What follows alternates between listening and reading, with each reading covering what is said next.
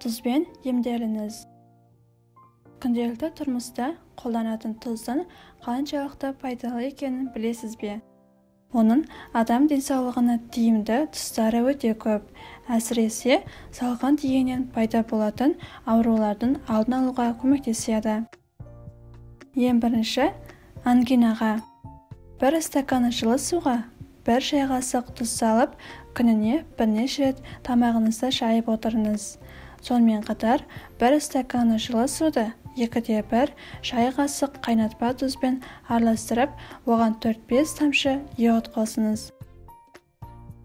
Дайын болған тұнбаны мұрныңызға тамызып, жұтқыншағыңызды жуыңыз. Екінші, жөтелге. 1 стакан ауыз суды 1 шай қасық ас содасымен араластырып, қоспаны аш қарынға тұтыныңыз. Үшінші, сүйек пен тамырдағы аурулар. 1 стакан бал және 1 стакан тұз, сонымен қатар 5/1 стакан шомыр шырыны. Барлығын жақсылап араластырып, ауыратын жеріңізді сүртіңіз.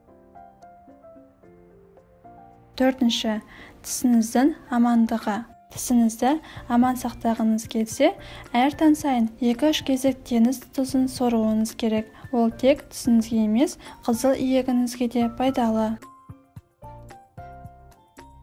Бесінші, артық салмақ.